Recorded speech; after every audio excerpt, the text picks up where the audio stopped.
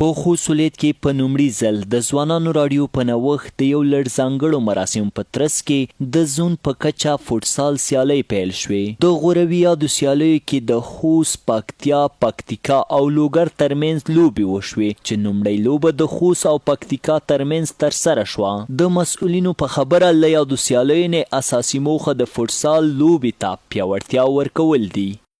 د دغې لوبو هدف دغه ده چې دلته دغه پرسال چې لږ په مخ حرکات وکړي. دا اولین ځل دی چې په خوست کې پرسال حرکات نه و، اوس یې نوی شتون پیدا کړی دی په خوست ولایت کې. بدون له شکه لکه څنګه چې ټول ته معلومه ده ځوانان د یو ټولنې د پرمختګ او د لاسته راوړنو سبب کیږي. نو په دې وجه باندې په دې دلیل باندې د ځوانانو راډیو وغوښتل تر څو په هیواد کې د هیواد په کچه د هیواد په 14 ولایتونو کې د ځوانانو لپاره د سالم تفریح ایجادولو لپاره زمینه برابره کړي. بل لوري ته د فوټسال لوبیدونکي لوبغاړي دا ډول سیالۍ مهمې ګټورې بولي او د اړوند مسؤلینو څخه د دا ډول نورو سیالیو د جوړېدو غوښتنه کوي.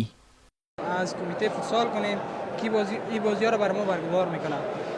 همچنان ما یک تقاضای دیگه داریم که این بازی‌ها را به شکل لیگ دوامدار مسلسل بگیرد تا باعث پیشرفت رشد فوتسال د افغانستان شود. د افغانانو ځوانانو کې دومره وړتیاوې شته که زه درته ووایم چې هیڅ حد نه لري، خو چې کار ورته وشي انشاءالله دا زه اعتباري یم، امید و اعتبار په لرم چې کړای شي چې نړیوالو کې ملي ټیمو کې هر چېرته چې څومره دی هغه نه وکړي دومره دی کړای شي. خو دلته توجه نه وي چې موږ حکومت نه دا غوښتنه ده، اولمپیک نه ما دا غوښتنه ده، تربیت بدني نه ما دا غوښتنه ده چې باید ځوانانو ته کار وکړي تر څو نوره پرمختګونه نوره داسې سیالۍ ترسره شي.